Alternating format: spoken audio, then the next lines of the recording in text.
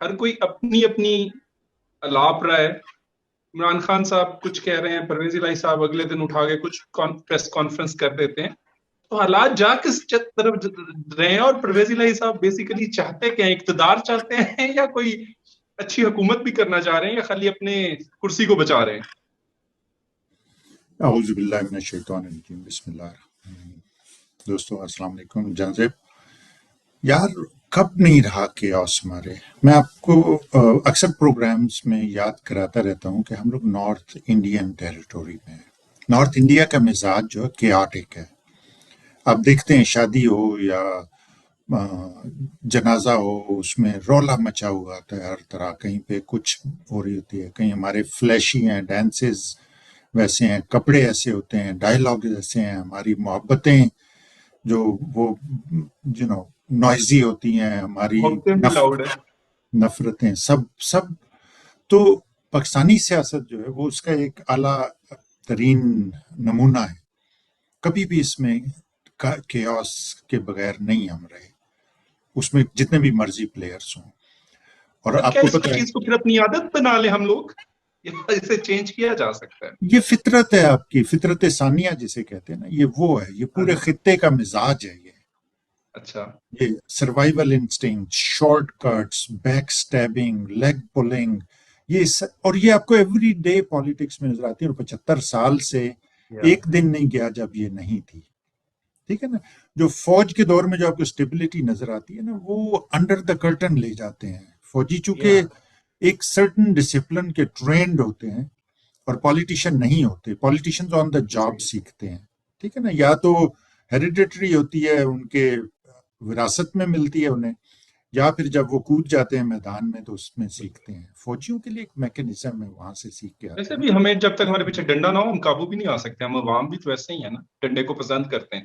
یہ ڈنڈے کے پیچھے ہوں یا ڈنڈے کے آگے ہوں, سب کا یہی حال ہے. سب کا, فوجی ہوں, عدالتیں ہوں, سیاسی پارٹیاں ہوں, عوام ہے, جو مرضی ہے اس کا یہ ہے.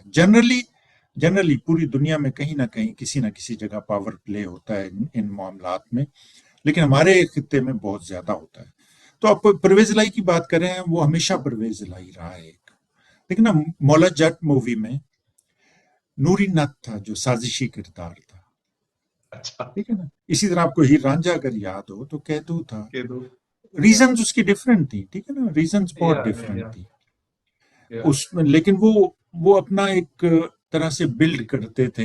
مجھے بالکل آپ کلچر اور ہسٹری کے تھرو بتانا چاہ رہے ہیں کہ ایسے کردار رہے ہیں سیاست میں بھی ہمیشہ. اور یہ لوگ جو ان کا چودھریوں کا خانواد ہے نا, یہ تو اس پہ تھرائیو کیا ہے, اور ابھی سے نہیں کیا, ان کی نسلوں سے. ظہور الہی سے شروع ہو جائیں آپ تو اس وقت سے یہ چل رہا ہے. ظہور الہی واز پارٹ آف جو بھٹو کے اگینسٹ جو موومنٹ چلی تھی, جسے بدقسمتی سے ہم لوگ سمجھتے تھے کہ یہ کوئی مذہبی چیز ہے. امریکیوں نے اور فوجیوں نے مل کے وہ چلائی تھی, اور ظہور الہی اس کا حصہ تھے. ٹھیک ہے نا. اس کے بعد پھر یہ لوگ آگے, شجاعت کا آپ کردار دیکھ لیں, سارا وقت یہ رہا ہے. پرویز الہی کا یہ رہا ہے. مونس کا بھی وہی کردار ہے. اب یہ جیسے وہ قدو شریف بھائی جو ہیں وہ گڈ کاپ بیڈ کاپ کھیلتے ہیں, یہ دونوں بھی باپ بیٹا گڈ کاپ بیڈ کاپ کھیلیں. بلکہ میں تو یہ کہوں گا کہ ان کے گھر میں بھی کوئی لڑائی نہیں ہے. انہوں نے بڑے سازشی طریقے سے یہ فیصلہ کیا ہے. شجاعت وہ اپنے بندے لے کے ادھر چلا گیا ہے, وہ لوگ قومی حکومت ان کی بن گئی ہے, یہ اپنے بندے لے کے ادھر آ گیا ہے, صوبائی حکومت ان کی بن گئی ہے. سو دیر ونر. انہوں نے اپنے بے تحاشا فنڈز ریلیز کر دیے ہیں. پاور ون ون سچویشن ہے سر ان ایدر کیس, ان کے لیے ون ون. اور یہی چیز میں آپ کو بتانا چاہ رہا ہوں کہ ہمارے خطے کا مزاج ایسا ہے. اب اس سٹیٹس کو اس مزاج کو, اس کیاس کو, اور یہ ایرونک ہے کہ یہ واحد خطہ ہے جہاں پہ کیاس اور سٹیٹس کو ہینڈ ان ہینڈ چلتے ہیں.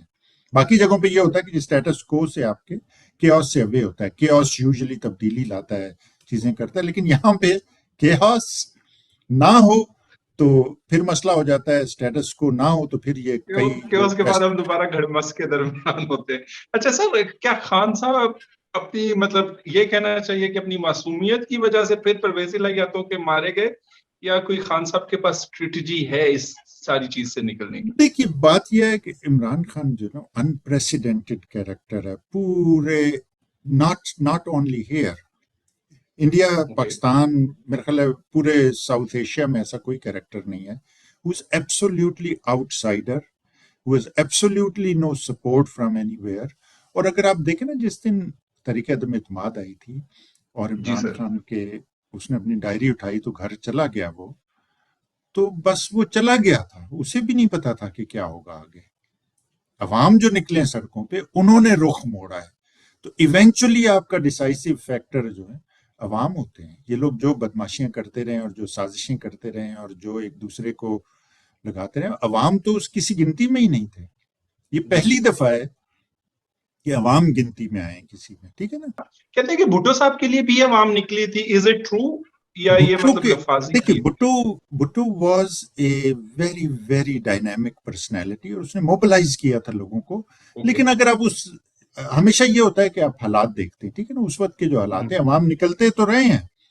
یہ انہوں نے نہیں، میں یہ آپ سے 77 پوچھنا چاہ رہا ہوں کیا اس ٹائم بھی ایسے ہی موبلائز ہوئے تھے؟ کیا ہمیں ہسٹری ٹھیک بتاتی ہے؟ ہاں بالکل ہوئے تھے. اچھا، میں آئی ہیو ٹھیک ہے. مائی سیلف، ہمارے اوکے. شیخوپورہ میں جلسہ ہوا تھا. اور دیکھیے اس وقت پرائم منسٹر تھا جب میں جس کی بات کر رہا ہوں. اوکے. ہاں، پرائم منسٹر تو اسے سازشوں نے بنایا تھا، اس کا کوئی حق ٹھیک نہیں ہے. تھا پرائم منسٹر بننے کا. ٹھیک ہے. ہمیشہ کی طرح جرنیلوں نے اس میں رول نہیں، پلے. مطلب ہم نے ایسے ایسے ڈرامے دیکھے ہیں. پہلے بھٹو کی وہ تو میں نے دیکھی تو نہیں ہے، لیکن بھٹو کو جیسے حکومت دی گئی وہ انتہائی بے غیرتی تھی ان لوگوں نے جو کی تھی فوجیوں نے. پہلے یحییٰ خان کو، ایوب خان نے یحییٰ خان کو حکومت دے دی تھی. وہ نہیں کرنا چاہیے تھا، فوجی ٹو فوجی ٹرانسفر ہوا تھا وہ. پھر اس نے بھٹو کو دے دی حکومت. جو Mujibur Rahman was in very very clear majority, double سیٹیں تھیں اس کی یار. تو آپ کیسے بھٹو کو دے سکتے ہیں؟ تو سر پھر یہی میری بات ہے. جب بھٹو صاحب کو سیٹس دے دی گئیں اور پھر جب بھٹو صاحب سے اقتدار چھن گیا تو ایک سیاستدان ہے، اور سیاستدان آپ 99% دیکھیں تو سر وہ سیاستدان ہی ہوتے ہیں، لیڈر ان میں سے بہت کم ہوتے ہیں. تو ہم کیسے سمجھ سکتے ہیں کہ مطلب جب دوبارہ بھٹو صاحب نے وہ اقتدار کی جنگ کے لیے لوگوں کو موبلائز کیا یا واقعی ملک کے لیے کیا؟ کوسچن اور تھن لائن تو یہاں پہ آتی ہے نا. دیکھیں، اس کو کیسے بھٹو ان لوگوں میں سے تھا جس نے اس قوم کا اور اس ملک کا بیڑا غرق کرنے میں کوئی کسر نہیں چھوڑی. اس نے کوئی چیز ایسی نہیں کی، کوئی چیز ایسی نہیں کی ایکسپٹ فار ون تھنگ، اور وہ ان ایڈورٹنٹ تھی. وہ اس کی ارادتاً نہیں تھی. وہ یہ تھی کہ پیپل موبلائز ہوئے. اس وقت عام لوگوں کو پاسپورٹ ملنا شروع ہوئے تو پھر وہ عام لوگ مڈل ایسٹ جانا شروع ہوئے اور باہر نکلنا شروع ہوئے، جہاں سے پہلے صرف ایلیٹ لوگ پاسپورٹ بنا سکتے تھے، بہت مشکل ہوتا تھا. یہ ایک کریڈٹ ہے بھٹو کا. اس کے علاوہ اس نے اکانومی تباہ کی، انڈسٹری تباہ کی. ان ایڈورٹنٹ میں کہوں گا، ایکسیڈنٹل تھی یا نہیں تھی، لیکن ان ایڈورٹنٹ تھی، ٹھیک ہے نا. تو وہ ہوئی چیز. اس کے علاوہ he was an extremely arrogant, مغرور اور کینہ پرور آدمی تھا وہ، ٹھیک ہے نا. ضیاء الحق میرے خیال 6 نمبر پہ تھا، اسے اس نے اٹھا کے، کیونکہ وہ اس کی چاپلوسی کرتا تھا. ضیاء الحق بھی ایک انتہائی منافق اور سازشی آدمی تھا، تو اس نے اسے 6 نمبر سے اٹھا کے چیف لگا دیا تھا، ٹھیک ہے نا. تو پھر اس نے اس کا بیڑا غرق کیا. اس نے پھر ہمارے سر پہ یہ تھوپ دیا. ایوب خان نے بھٹو تھوپا اور ضیاء الحق نے ہمارے سر پہ یہ کدو شریف تھوپ دیے سارے.